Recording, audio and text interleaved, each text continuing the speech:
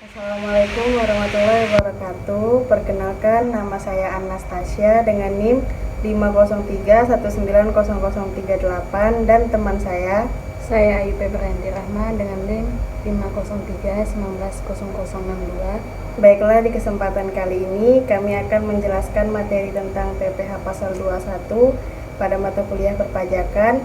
Yang pembahasan pertama akan dijelaskan oleh teman saya Ayu Febrianti Rahma. Apa sih PPh Pasal 21 itu?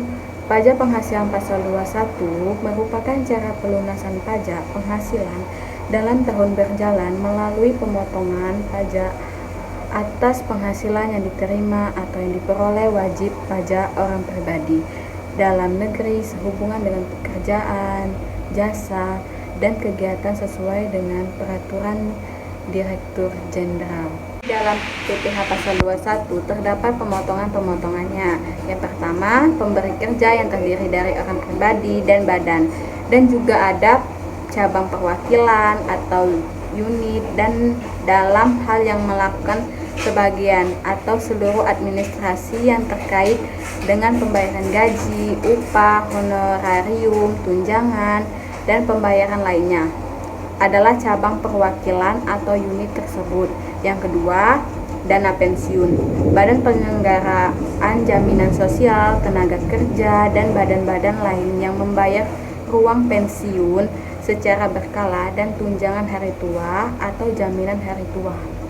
Yang ketiga, penyelenggara kegiatan termasuk badan pemerintah, organisasi yang bersifat nasional dan internasional, perkumpulan orang pribadi, serta lembaga lainnya yang menyelenggarakan kegiatan dan yang membayar honorarium, hadiah, atau penghargaan dalam bentuk apapun kepada wajib pajak orang pribadi yang berkenaan dengan suatu kegiatan. Berikut ini adalah objek-objek yang terdapat dalam PPh Pasal 21.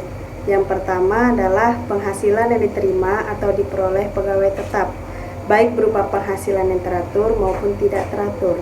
Yang kedua adalah penghasilan diterima atau diperoleh penerima pensiun secara teratur berupa pensiun atau penghasilan sejenisnya.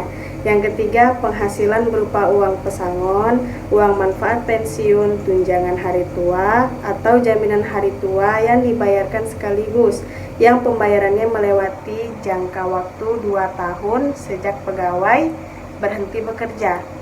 Yang keempat, penghasilan pegawai tidak tetap atau tenaga kerja lepas berupa upah harian, upah mingguan, upah satuan, upah borongan, atau upah yang dibayarkan secara bulanan. Yang kelima, imbalan kepada bukan pegawai, antara lain berupa honorarium, komisi, fee, dan imbalan sejenisnya dengan nama dan dalam bentuk apapun sebagai imbalan sehubungan jasa yang dilakukan. Yang keenam adalah imbalan kepada peserta kegiatan, antara lain berupa uang saku, uang representasi, uang rapat, honorarium, hadiah, atau penghargaan dengan nama dalam bentuk apapun, dan imbalan sejenis dengan nama apapun.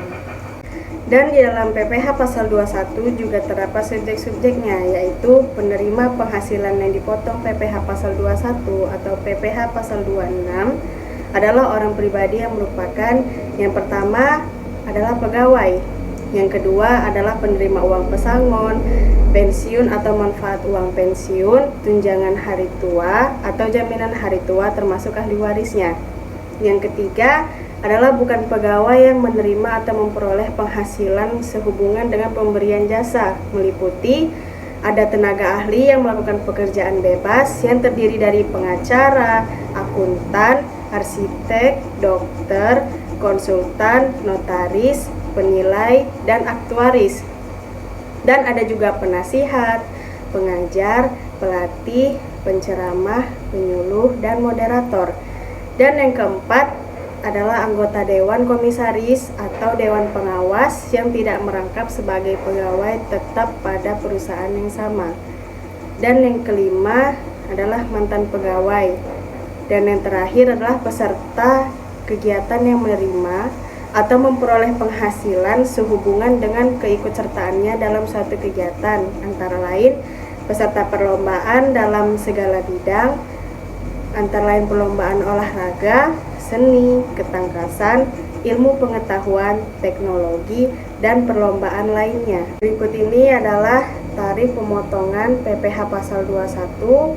Tarif yang digunakan adalah tarif pasal 17 ayat 1 Undang-Undang Pajak Penghasilan, yaitu pelapisan penghasilan kena pajak.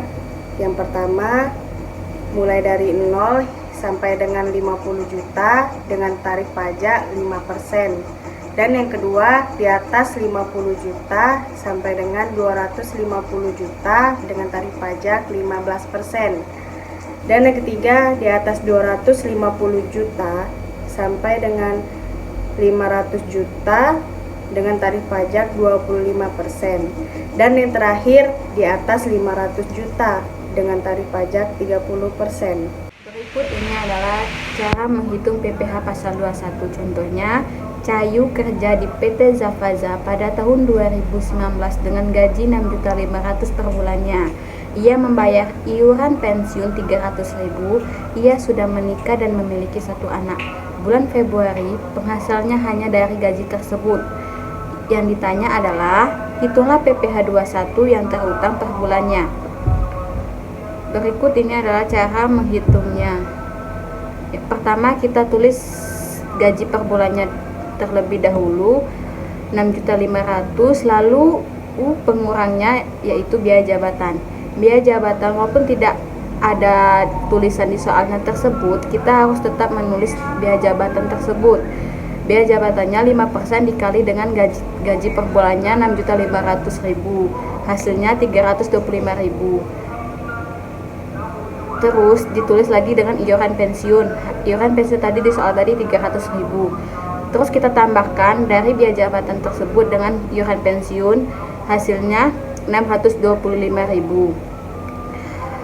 Dari gaji per bulan tersebut kita kurangi dengan biaya jabatan dan iuran pensiun.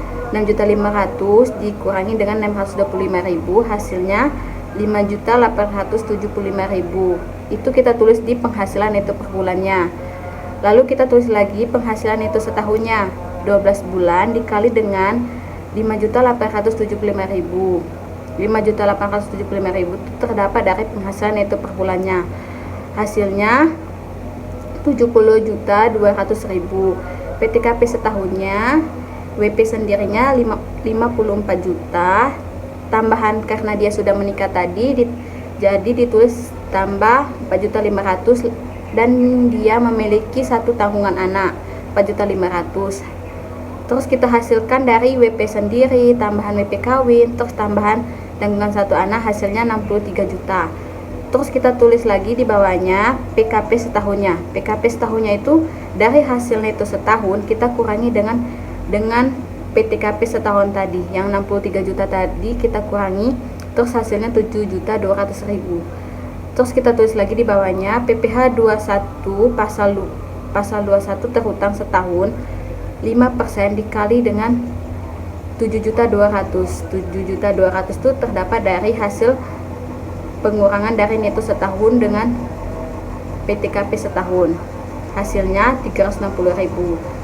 Terus kita tulis lagi PPh pasal 21 per bulannya, yang ditanyakan per bulannya, jadi kita tulis dengan 360.000 dibagi dengan 12, hasilnya 30.000. Jika Cahayu tidak memiliki NPWP, maka potongan pajaknya PPh 21 yang harus dibayar, tarif PPh pribadi dikali dengan 120% dikali dengan penghasilan kena pajak.